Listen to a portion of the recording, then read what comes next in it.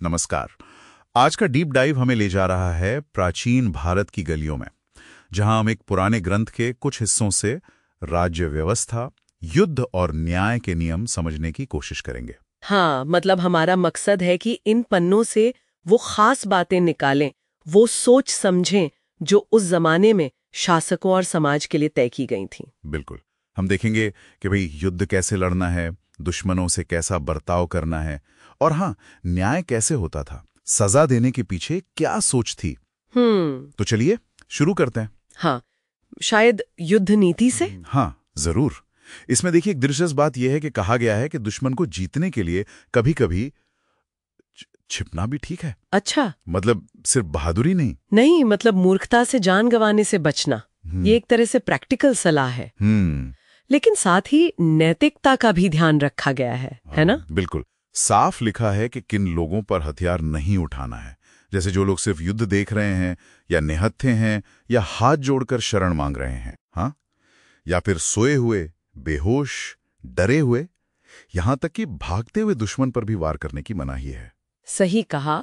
ये दिखाता है कि लड़ाई में भी मतलब कुछ हदें तय करने की कोशिश थी। और अगर दुश्मन हार जाए, बंदी बना लिया जाए, तब क्या?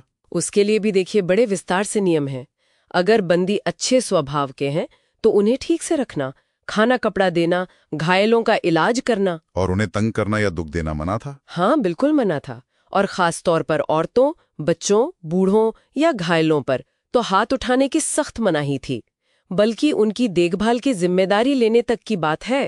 ये तो काफी मानवीय लगता है उस समय के हिसाब से। हाँ, और पराजित राजा के साथ बर्ताव तो और भी ध्यान देने वाला है। अच्छा, उसमें क्या खास है? अगर वो राजा नेक है, धार्मिक है, तो उससे मेल मिलाप रखो। अगर दुष्ट है तो उसे जीतो, हटाओ।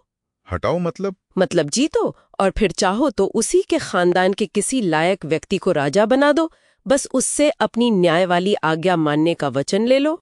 अच्छा, और जो राजा बंदी बनाया गया उसका क्या? उसका भी अपमान नहीं करना है, उससे तंग नहीं करना है, मजाक नहीं उड़ाना है, बल्कि उससे भाई कहकर इज्जत देने की बात कही गई है। भाई कहकर? ये तो बड़ी बात है। शायद इसलिए ताकि आगे दुश्मनी ना बढ़े। हो सकता है। ये कूटनीति का हिस्सा लगता है, सिर्फ ताकत नहीं, समझदारी भी। हाँ, ये रणनीति वाली बात तो और भी साफ होती है जब छल कपट के इस्तेमाल का जिक्र आता है। अच्छा, वो कैसे? कहा गया है कि बगुले की तरह मौके का इंतजार करो, शेर की तरह हमला करो, और चीते की तरह छिप के पकड़ो। और अगर जरूरत पड़े तो खरगोश की तरह बचकर निकल जाओ, और फिर पलटकर छल से पकड़ो। अरे वाह, ये तो पूरी स्ट्रैटेजी है। मतलब ताकत, धैर्य और जरूरत पड़ने पर धोखा भी। बिल्कुल। और सेना का जोश बनाए रखना भी बहुत जरूरी माना गया है। वो कैसे करते थे? सैनिकों के लिए क्या था? जो भी धन युद्ध में जीता जाए, उसका 16वां हिस्सा सैनिकों को देने की बात है। अच्छा। और अगर कोई सैनिक शहीद हो जाए तो उसके परिवार की देखभाल करना, उसके बच्चों को बड़े होने पर अधिकार देना, ये सब था। यानी सैनिकों की वफादारी पक्की करने का तरीका। हाँ, और सिर्फ युद्ध में नहीं, शांति काल में भी उनके खाने पीने, हथियार, दवा दारू, सबका ध्यान रखने पर जोर है। ठीक है, तो ये तो हुई युद्ध और सेना की बात। लेकिन राज्य चलता तो न्याय से भी है। सही कहा। न्याय व्यवस्था के बारे में क्या पता चलता है? देखिए, ग्रंथ में करीब 18 तरह के विवादों का जिक्र है। 18 तरह के? बाप रे, कौन कौन से? वही सब जो आज भी होते हैं। मतलब कर्ज का मामला, किसी की अमानत रख ली, खरीद फरोख्त में गड़बड़, कोई अत्याचार, वेतन ना देना, वादा तोड़ना। हाँ, पशुओं को लेकर झगड़ा, जमीन की सीमा का विवाद, गाली गलौच या मारपीट, चोरी, यहाँ तक कि बलात्कार, व्यभिचार, पति पत्नी के झगड़े, जायदाद का बंटवारा, जुआ, सब कुछ। लगभग सब कुछ ही आ गया इसमें तो। हाँ, और न्याय कौन करेगा? राजा और उसके अधिकारी। और उन्हें देश, काल और शास्त्र, मतलब नियम कानून के हिसाब से फैसला करना होता था। और अगर कोई बेईमानी करे, पक्षपात करे, उसे बहुत बड़ा अधर्म माना गया है। कहा गया है कि उसका पाप सिर्फ फैसला करने वाले पर नहीं, बल्कि गवाह, सभासद और राजा सब पर पड़ता है। अच्छा, मतलब जिम्मेदारी सबकी थी। हाँ, और अगर न्याय सही हो, निष्पक्ष हो, तो सब पाप से बचते हैं। जवाबदेही साफ थी। न्याय में गवाहों का क्या रोल था? साक्षी जी ने कहते हैं। साक्षी बहुत जरूरी थे, लेकिन कोई भी गवाह नहीं बन सकता था। तो फिर कौन बन सकता था? गवाह को धार्मिक, जानकार, बिना किसी लालच वाला, ईमानदार और सच बोलने वाला होना चाहिए। और एक दिलचस्प बात यह है कि गवाह भी वर्ग के हिसाब से तय करने की बात है। जैसे औरतों के मामले में औरतें गवाही दें, ऊंचे वर्ण वालों के लिए ऊंचे वर्ण वाले, शूद्रों के लिए शूद्र, और जो समाज में सबसे नीचे माने जाते थे उनके लिए उन्हीं के वर्ग के लोग। अच्छा, ये तो सामाजिक संरचना को दिखाता है। हाँ। लेकिन ये भी कहा गया है कि बलात्कार जैसे गुप्त अपराधों में गवाह ढूंढने की जरूरत नहीं। क्योंकि वो तो छिपकर होते हैं। बिल्कुल। गवाहों पर इतना जोर इसलिए था क्योंकि फैसला काफी हद तक उन्हीं पर निर्भर करता था। कैसे? मतलब ज्यादा गवाह जिसके पास हो वो जीत गया। हाँ, या तो जिसके पक्ष में ज्यादा गवाह हो, या फिर जिसके गवाह ज्यादा गुणी, ज्यादा भरोसेमंद माने जाएं। और अगर दोनों तरफ बराबर के गवाह हों? तब ऋषि या यति जैसे मतलब बहुत ज्यादा सम्मानित लोगों की गवाही को अहमियत दी जाती थी। और अगर कोई गवाह झूठ बोले तो सजा थी। सच बोलने पर कोई डर नहीं, पर झूठ बोलने पर जीभ काटने तक की सजा और जुर्माना भी, और अमीरों पर ज्यादा जुर्माना लगता था। ये दिलचस्प है। और गवाहों को सच बोलने के लिए कैसे प्रेरित करते थे? उन्हें याद दिलाया जाता था कि ईश्वर सब देख रहा है, वो हाजिर नाजिर है, इसलिए सच ही बोलना है। अच्छा, अब आते हैं उस हिस्से पर जो शायद सबसे ज्यादा ध्यान खींचता है, दंड विधान यानी सजा के नियम। हाँ, इसे तो राजकाज के लिए बेहद जरूरी माना गया है। कहा गया है कि दंड ही राजा है। मतलब ये कि दंड ही व्यवस्था बनाए रखता है, और जो राजा दंड देने लायक को सजा ना दे या जिसे नहीं मिलनी चाहिए उसे दे, तो वो राजा निंदा का पात्र बनता है, दुख पाता है। तो सजा कैसे दी जाती थी? शरीर के किन हिस्सों पर? 10 स्थान बताए गए हैं: जननांग, पेट, जीभ, हाथ, पैर, आंख, कान, नाक, और साथ ही धन या फिर पूरा शरीर। और सजा के तरीके क्या थे? क्या सिर्फ शारीरिक दंड था? नहीं, 4 स्तर बताए गए हैं। पहला सिर्फ डांटना फटकारना, बुरा भला कहना। ठीक है। दूसरा धिक्कारना, मतलब बेइज्जत करना। तीसरा जुर्माना लगाना, धन ले लेना। और चौथा है शारीरिक दंड।